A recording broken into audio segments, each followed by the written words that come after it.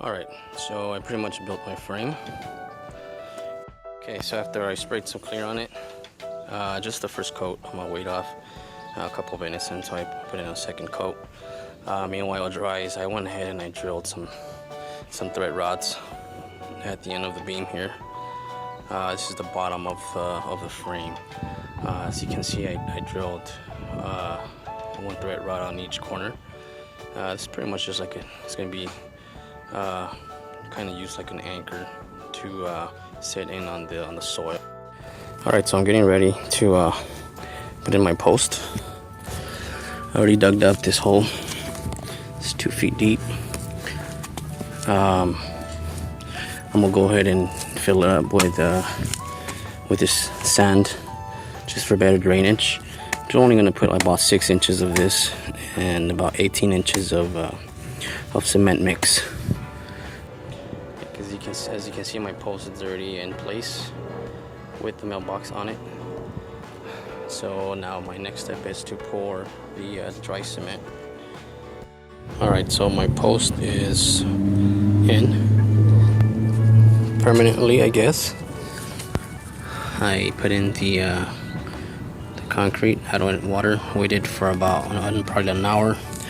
Then I just topped it off with the remaining soil, the soil that I removed earlier. I added additional support here, and it's aligning pretty good, sort of.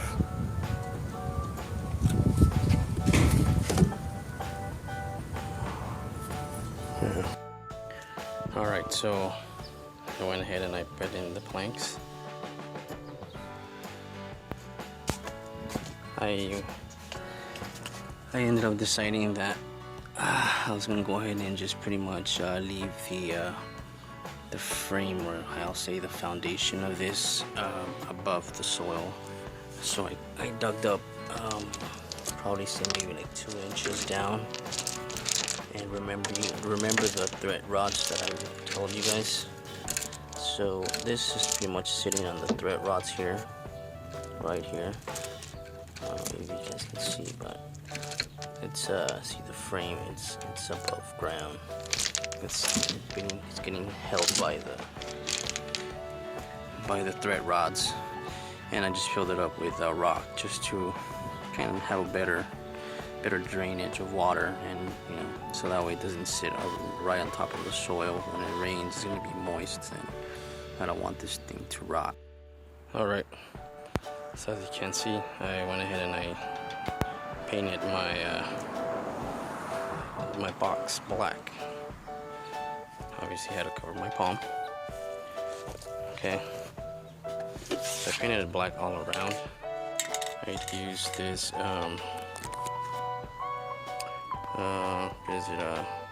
pavement primer. It's flat black.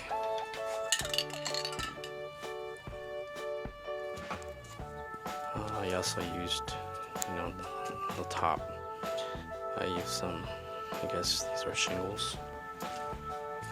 It does have a slope, so that when it rains, it doesn't, the water doesn't just sit on top of here. So I had some extra shingles laying around in my garage. I went ahead and I just kind of measured and cut. Okay, so this is my box, and I went ahead and I finished it up with the planks covering the housing.